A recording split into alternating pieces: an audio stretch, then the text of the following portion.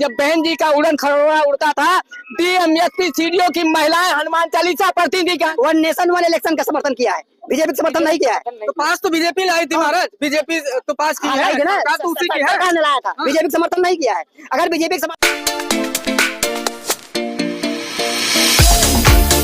नमस्कार साथियों, एक बार फिर आपका स्वागत है आपके अपने चैनल सुल्तानपुर आवाज में। आपको बता दें, अभी सुल्तानपुर में बहुजन समाज पार्टी के कार्यकर्ताओं ने मांग पत्र कहे या फिर कहें कि ज्ञापन सौंपा है। पूरे नीले रंग से आज रंगी हुई थी। तो हमारे पीछे बहुत सारे नवयुवा कार्यकर्ता हैं, इन्हीं से बात करेंगे कि क्या जिस तरह से 17 दिसंबर को अमित शाह द्वारा बाबा साहब भीमराव अम्बेडकर के ऊपर टिप्पणी की गई है, उसको किस तरह से। भैया क्या नाम है आपका? मेरा नाम सुनील वर्मा है। वर्मा जी, बहुत बहुत धन्यवाद हमारे चैनल में। क्या कहना चाहेंगे कि 17 तारीख को जिस तरह से अमित शाह द्वारा बाबा साहब के ऊपर टिप्पणी की गई, उसके लेके पूरा आंदोलित हो गए। आज किस तरह से आंदोलन था सुल्तानपुर में? आंदोलन बहुत ही भव्य था। सारे समाज के लोग इसमें भागीदारी किए हैं और सब आक्रोशित हैं। अमित शाह जी को अपनी इस टिप्पणी को वापस लेनी चाहिए और सभी समाज के बीच में, जनता के बीच में आके माफी मांगनी चाहिए। 17 दिसंबर से अभी तक ना तो बीजेपी का कोई स्टेटमेंट आया है, ना अमित शाह द्वारा अभी जो है ज्ञापन सौंपा गया। अमित शाह जी को इसमें माफी मांगनी पड़ेगी। जनता जिस तरह से आक्रोशित है, आगे और भी जन आंदोलन हो सकते हैं। जी, आंदोलन आज जिस तरह से बहुजन समाज के लोग, ज्यादातर एक ही तबका का लोग यहाँ पर आते हैं और वही धरना प्रदर्शन करते हैं। जो बड़े बड़े मंचों से लोग 15 और 85 की बात करते हैं, आज वो विफल होता नजर आ रहा है। क्या कहते हैं? नहीं, कहीं ना कहीं हमारा जो 1585 की बात होती है, उसमें लोगों को गुमराह करते हैं कि हम संविधान को लेके संविधान पे काम कर रहे हैं। लेकिन जिस तरह से अमित शाह जी ने टिप्पणी की है, इससे 100% श्योर हो गया है कि वो संविधान को लेके ना तो सीरियस है, ना संविधान पे काम करते हैं। हमारे याद एक टिप्पणी भीमराव जी BR अम्बेडकर जी के बारे में करते हैं।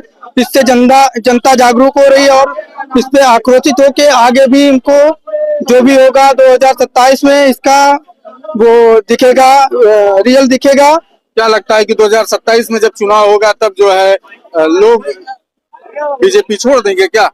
नहीं, बीजेपी नहीं छोड़ेंगे। बीजेपी के लोग, जो हमारे समाज के लोग और समाज के लोग हैं, जो इस आंदोलन को लेके आक्रोशित हो रहे हैं, जन जन लोगों तक पहुंचा रहे हैं, वो सब अपने बीएसपी की तरफ आएंगे। जो हमारे संविधान को बचाएगा उसकी तरफ आकर्षित होंगे। अभी संविधान बचाने 2024 के लोकसभा चुनाव में संविधान खतरे में था। यहाँ से अगर सांसद की बात करें तो राम भुआल जी आए हैं, उसके बाद यहाँ पर चले गए जीत के। क्या कहना चाहेंगे? नहीं, राम भुआल जी आए, जीत के चले गए। ये लोगों को गुमराह किया गया कि हम संविधान बचाने के लिए आए हैं, पीडीए का नारा दिया गया। लेकिन अभी जब संविधान हमारा खतरे में या संविधान निर्माता जिन्होंने संविधान को बचाया उनके ऊपर टिप्पणियां हो रही है, तब कोई नहीं दिख रहा है। इससे ये नजर आता है कि ये लोग केवल वोट लेने के लिए आते हैं, वोट लेके चले जाते हैं। ये विफलता आगे 2027 में जनता जागरूक हो चुकी है, वो देगी। अरे फिर वो तो कहते हैं जो राम को लाए हम उनको राम मंदिर बनवा। दादा आप आगे आ जाइए, क्या नाम है दादा? रामराज चौरसिया, पूर्व बसपा प्रत्याशी, लभुआ विधानसभा सुल्तानपुर। बसपा का आंदोलन हो रहा है पूरे देश में आज। क्या कहेंगे कि अमित शाह इस तरह से जो उन्होंने अंबेडकर साहब पर अमर्यादित टिप्पणी किया है, अभी तो बहन जी की ये पहली अंगड़ाई है, सोती हुई शेरनी को जगा दिया है अमित शाह ने। और बहन जी जब दूसरी अंगड़ाई भरेंगी तो लखनऊ विधानसभा चलने ही नहीं पाएगी। अगला घेराव हम दिल्ली का कर देंगे, संसद नहीं चलने देगा। अभी अब बहुजन समाज की ताकत कहाँ देखा है? बहुजन समाज सीट नहीं निकाल पाई है। आप देखिए, इतनी लंबी ना करिए कि एक सीट नहीं है बहन जी के पास। पहले सुनिए, बहन जी कोई भी विधानसभा ऐसी नहीं है जिसमें 50,000 से कम वोट है। 50 पंचे 2.5 लाख हमारे लोकसभा प्रत्याशी पाए थे। अगर कोई गठबंधन में होता, माननीय प्रमोद तिवारी ने कांग्रेस के एक स्टेटमेंट दिया था कि यदि बसपा हमारे साथ होती तो हम तो लखनऊ की सारी सीटें जीतते। बहन जी में वो ताकत है कि बहन जी अभी ताकत होगी, 27 में अपनी ताकत बहन जी दिखाएंगी, पुनः उत्तर प्रदेश की मुख्यमंत्री होगी। आप जानते हैं जब बहन जी का उड़न खरोड़ा उड़ता था, डीएम एसपी सीडीओ की महिलाएं हनुमान चालीसा पढ़ती थी कि आज मेरा पति सुरक्षित रह जाए। जब उनकी सरकार थी, आप जानते हैं सागर कुटिया में उन्होंने ऐसा दिया था, यहाँ की महिला, यहाँ के अधिकारी कांपते थे।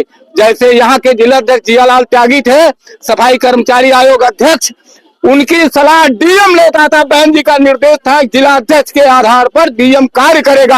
ये बहन जी का शासन था, ये उनका शासन था। अब वो शासन कहाँ चला गया है जो शासन बहन जी के दिए पहले अगुवाई है। 2007 में पूर्ण बहुमत की सरकार बनी, उसके बाद से वो शासन कहाँ चला गया? अभी क्यों नहीं हुआ ये? आज पहले अगलाई है ना, अभी अगली अगलाई देखिएगा। बहन जी को तो जगा दिया है लोगों ने, उस सोती हुई शेरनी को, आयरन लेडीज को। आयरन लेडी जब होश में आ गए हैं ना, तो अब बहुजन समाज अपनी ताकत दिखाएगा। 27 में पता चलेगा क्या होगा। विपक्ष कहता है कि बहन जी जो है बीजेपी की बी टीम है। अरे बीजेपी की बी टीम होती तो क्या होता? बीजेपी की बी टीम केवल कहने के लिए, बदनाम करने के लिए है। अब यही बी टीम होती तो उनके खिलाफ ये प्रदर्शन करती? बताइए। अगला आंदोलन करेंगे तो हम लखनऊ को घेर लेंगे, विधानसभा नहीं। अभी देखें, वन नेशन वन इलेक्शन पे जो है समर्थन दे दिया बीजेपी को।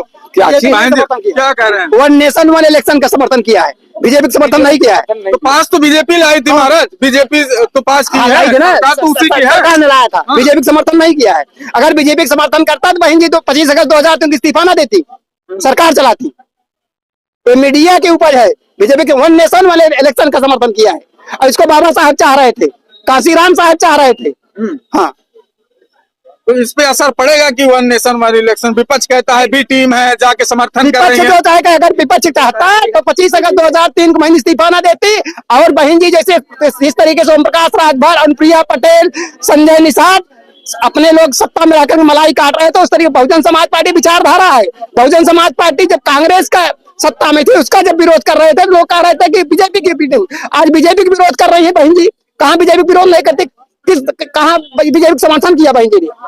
अगर बीजेपी का समर्थन करती तो आज बहन सत्ता में होती, आज सभी पार्टियां नष्ट-नाबूद हो जाती। बहुजन हिताय बहुजन सुखाय की बात करती थी। जब सत्ता में आई सर्वजन हिताय सर्वजन सुखाय की बात करने लगी। भगवान गौतम बुद्ध ने क्या कहा था? भगवान गौतम बुद्ध ने कहा था भवतु सब मंगलम, सबका मंगल हो। और जब आप सत्ता में आ जाएंगे तो सबके आप प्रधान होंगे, सबके आप मुख्यमंत्री होंगे, सबके आप प्रधानमंत्री होंगे, किसी जात धर्म के नहीं होंगे। नहीं, काशीराम साहब जो बहुजन हिताय बहुजन सुखाय की बात करते थे, काशीराम साहब जिंदा थे तभी बहुजन समाज पार्टी बहन जी ने कहा था सर्वजन हिताय सर्वजन सुखाय, क्योंकि गौतम बुद्ध जी ने कहा था। अब बहुजन समाज पार्टी महापुरुषों की विचारधारा की पार्टी है, राजनीतिक पार्टी बाद में है, मिशन पहले है। तो 85-15 की अगर बात करते हैं तो क्या 85-15 में बहुजन के लोग हैं? नहीं, बहुजन समाज पार्टी 85-15 कभी नहीं बात किया है। क्या किया? बहुजन समाज पार्टी ने कहा, बड़े मंचों से कहा नहीं, है। बहुजन समाज पार्टी जब TS4 थी तब राष्ट्रीय पार्टी नहीं थी, न पार्टी थी, तब बहुजन समाज पार्टी ने कहा था। नहीं कहती? नहीं, बहुजन समाज पार्टी आप किसको कहती है? सबकी बात करती है बहुजन समाज पार्टी। सर्वजन हिताय सर्वजन सुखाय। हमारे इस पार्टी में अपर कास्ट के लोग हैं जो समता मूलक समाज की स्थापना करना चाहते हैं। बहुजन समाज पार्टी जातिवादी पार्टी नहीं, बहुजन समाज पार्टी अम्बेडकरवादी पार्टी है। जो जातिवादी पार्टी है वो मनवादी पार्टी है, और जो जातिवादी पार्टी नहीं वो अम्बेडकरवादी पार्टी है। अम्बेडकरवादी पार्टी बहुजन समाज पार्टी है, और कोई नहीं है। नहीं है। अब पीडीए पे देख रहे हैं, संविधान बचाया है, संविधान पे तो चुनाव लड़ा तो पीडीए बना। आज कहाँ पीडीए बचा? आज नहीं, अब तक लोग सदन में विरोध करते थे बाबा साहब अम्बेडकर की बात को। आज पार्लियामेंट में अम्बेडकर बाबा साहब का विरोध किया, पीडीए ने क्या कर लिया? इसके पहले तो अम्बेडकर साहब का विरोध नहीं राज्यसभा पार्लियामेंट में हुआ था। लोग बाहर करते थे, सड़क के बाहर करते थे बाबा साहब का विरोध, और सभी पार्टियों ने किया है, चाहे कांग्रेस रही हो, चाहे भारतीय जनता पार्टी रहो, चाहे समाजवादी पार्टी रही हो। हाँ, अखिलेश कह रहे हैं कि आज फोटो लेके बड़ी से टहल रहे हैं। देखिए, कह रहे हैं कि बाबा साहब आज जो है राम मनोहर लोहिया का, माननीय मुलायम सिंह यादव का ग्लैमर खत्म हो गया है। आज बाबा साहब डॉक्टर भीमराव अम्बेडकर जी का ग्लैमर है, विचारधारा है, और केवल गले में माला विचार में ताला। बाबा साहब के विचारों को पठित करने वाले नहीं। अगर बाबा साहब विचार को मानते तो बाबा साहब के स्मारक को IIC का अड्डा न कहते, और भीमनगर जिले को संबल जिला दोबारा न बनाते। आज तो उनको दिक्कत है कि संविधान के रचयिता बाबा साहब जो थे, उनके ऊपर आके इस तरह से अमित शाह ने टिप्पणी की। आज वो भी तो कह रहे हैं अमित शाह। अरे समाजवादी पार्टी, भारतीय जनता पार्टी, कांग्रेस के लोग कहाँ संविधान को मानने वाले लोग हैं? उनके विचार को मानने वाले लोग क्या कहेंगे सर कि इस तरह से जिस तरह से संविधान पे आज हो रहा है और बाबा साहब का अपमान हो रहा है पूरे सदन में, क्या कहना चाहेंगे?